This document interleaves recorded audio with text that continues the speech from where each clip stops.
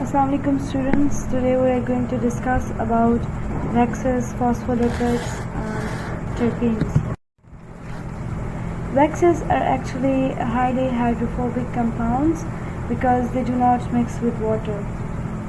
It means that there are two types of substances, hydrophobic and hydrophilic. The one which are hydrophobic, they do not mix in water, or they are not soluble in water, and the compounds that are hydrophilic, they easily mix in water, they are soluble in water. If we talk about waxes, they are highly hydrophobic compounds, meaning they do not mix with water. And if we talk about the types of waxes, there are two types of waxes, natural waxes and synthetic waxes. Natural waxes are the one that are derived from plants and animals, and synthetic waxes are the one that are man-made. Okay, so if we talk about the natural waxes, these are simple lipids, and they are esters of long-chain fatty acids and long-chain alcohols. It means that they are long-chain fatty acids with an ester group, or they are actually long-chain alcohols with an ester group. If we talk about examples of natural waxes, there are two main examples which include beeswax and cutin. Okay, so beeswax, which is obtained from honeycomb, is a natural wax because it's obtained from animals, and cutin is a wax which is obtained from the surface of leaf or plants. So these two types include the natural waxes. So if we talk about natural waxes, they are chemically inert and resistant to oxidation. It means as in air oxygen is present, and substances can easily react with oxygen, meaning they can easily perform oxidation. And if we talk about natural waxes, waxes help to they are chemically inert, they do not react easily with the oxygen present in the atmosphere, and it means they are resistant to oxidation, like they do not perform oxidation, they do not react with oxygen. And natural waxes have protective functions in plants and animals. Like if we talk about their protective function in plants, they protect plants from insects or other germs. And if we talk about the function of waxes in animals, we have wax in our ears, and that wax help us to protect ourselves from insects entering our ear. And if we talk about synthetic waxes, they are derived from petroleum or polyethylene. Okay, so synthetic waxes are actually man-made, and they are made from petroleum or polyethylene. One of the examples of synthetic waxes include paraffin wax, and paraffin wax is used to make candles, it is used in candles. If we talk about the structure of phospholipids, the structure of phospholipids consists of phosphate group and glycerol. Glycerol is actually a 3-carbon compound, and it has one carbon here in which fatty acid is attached, and a second carbon with which phosphate group is attached, and here with the third carbon another fatty acid is attached. Okay, so what is the main concept here, that phospholipids have three main components. First, the phosphate group, second, the glycerol, which is a 3-carbon compound, and we have two fatty acids. One fatty acid is saturated and other fatty acid is unsaturated. The one fatty acid that is saturated means that it is having all carbon-carbon single bonds, Okay, so first, this fatty acid is saturated. It means it is having all carbon-carbon single bonds, and the second fatty acid is unsaturated. It means that it is having carbon-carbon double bond anywhere in the chain. Okay, so it's like the normal simple structure of a phospholipid consisting of phosphate, glycerol, and two fatty acids. Next on, there is an example of simple phospholipid, which is lecithin. We also call it as phosphatidal choline. Okay, so here is, you can see this first chain. It is a fatty acid which is saturated, mean it is not having double bond anywhere in this chain. And if we talk about this chain, it is unsaturated, mean it is having a double bond here. And so these are the two fatty acids. First, this is saturated, and this one which is unsaturated. And here you can see a three carbon compound which is a glycerol. So two fatty acids are joined with a glycerol molecule, and glycerol molecule is attached to phosphate group, as you have seen in the previous slide. So this phosphate group, with this phosphate group you can see a choline molecule. Okay, so in a simple phospholipid structure, there was no group shown like choline. There was no choline structure. If we add choline to phospholipid structure, like the simple phospholipid structure consisted of two fatty acid chains, three carbon compound, and a phosphate group. If we add any other compound here, the name of the phospholipid changes. If we add choline, it becomes phosphatidal choline.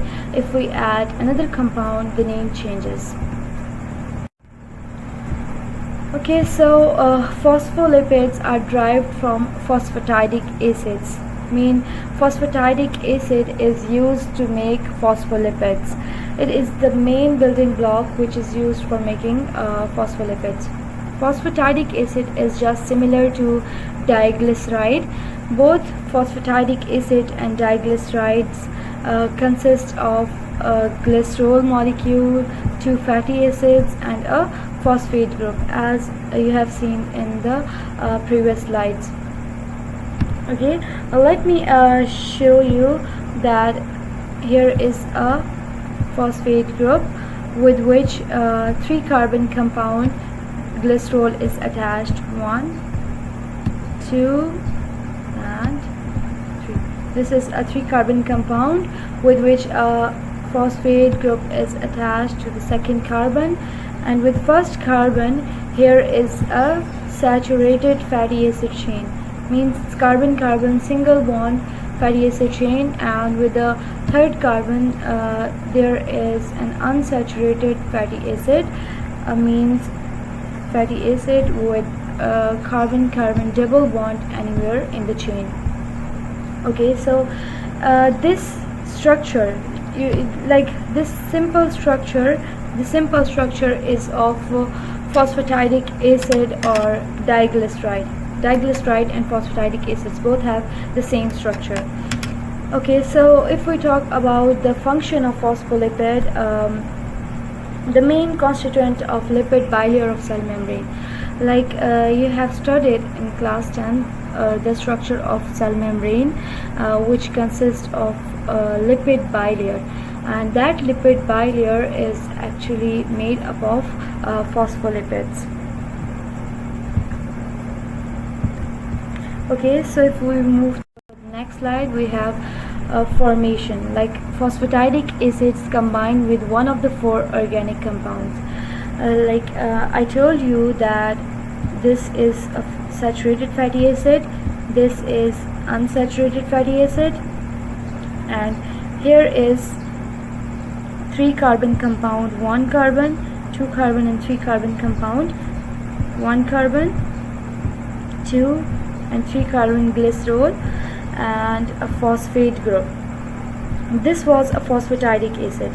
And if we add any of these structures with this phosphatidic acid, like if we add choline with this phosphate group, it becomes lecithin. And if we add any other compound, like if we add ethanol amine, the name changes, the name of the phospholipid changes. Okay, so if we talk about choline, it is a nitrogenous base. Okay, it is a nitrogenous base. If we talk about ethanol amine, it is amino alcohol. And if we talk about inositol, it is also an amino alcohol. And if we talk about serine, it is amino acid. Okay, here you can see C double bond O OH, which is carboxylic acid group. Okay, so serine is an amino acid. So the common type of phosphatidylcholine is okay, so phosphatidylcholine, which is also known as lecithin. In this you can see choline group is attached to phosphate group, and phosphate group is attached with 3 carbon glycerol, and with glycerol 2 fatty acids are connected. So this is a normal structure of phosphatidylcholine. Okay, so if we talk about the two ends of this structure, these tails, like you can see these two tails, these are the tails, and here this group is the head group. Okay, so the tail is hydrophobic,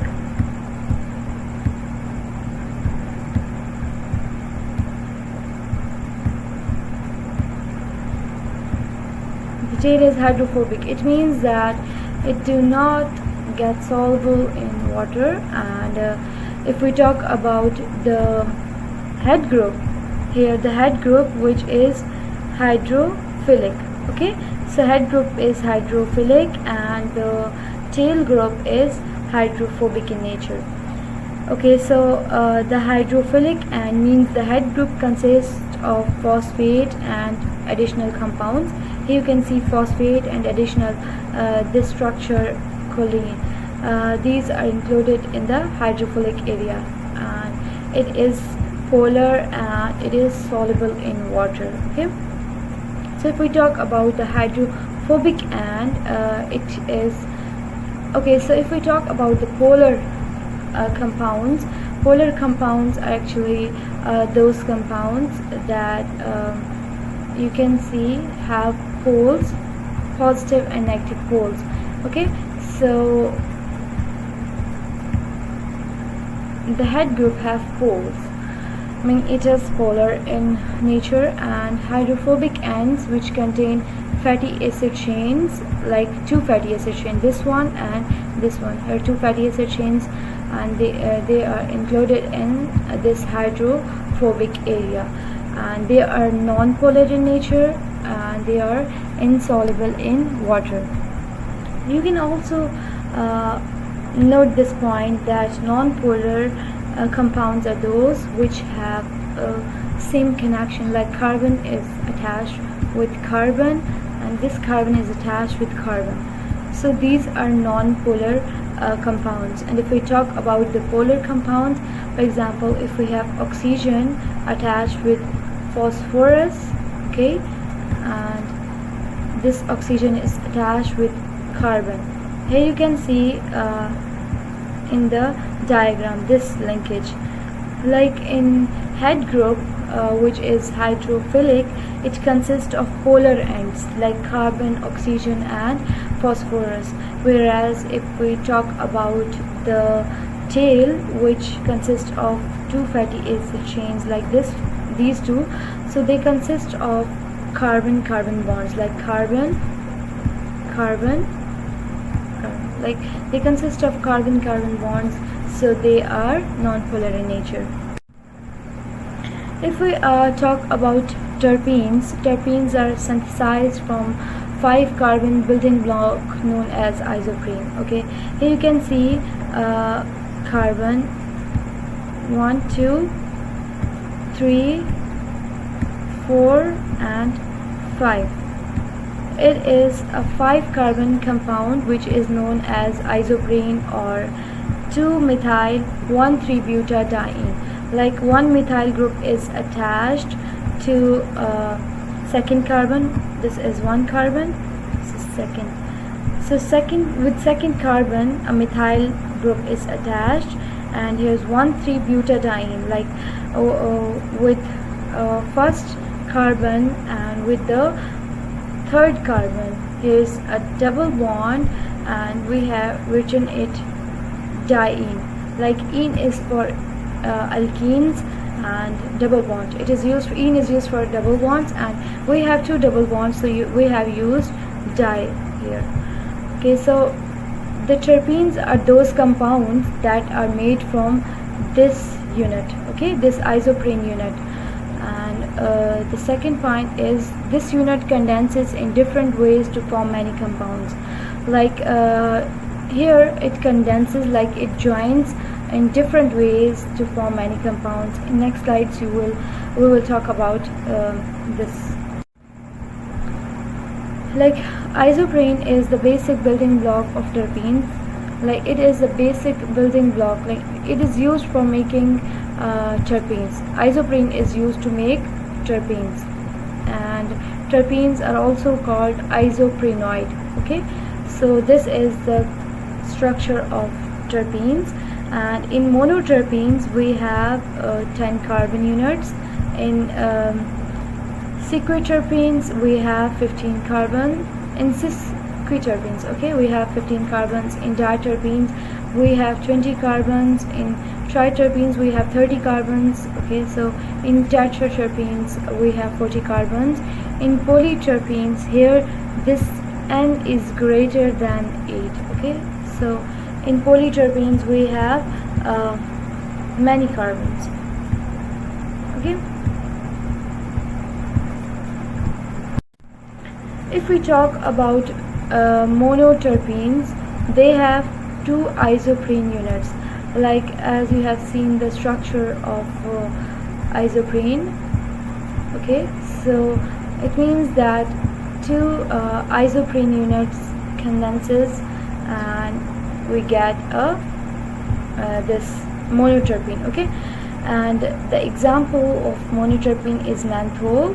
And if we combine 4 isoprene units, like the first one, okay, the second one,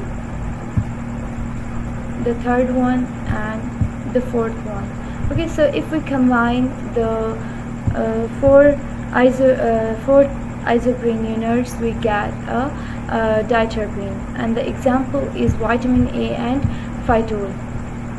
In the same way, if we combine 6 isoprene units, we get a triterpene.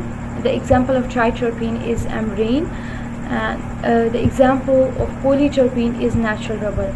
And like as triterpenes consist of 6 isoprene units, the polyterpene consists of repeating units of isoprene. Okay, so this was all about waxes, phospholipids and terpenes.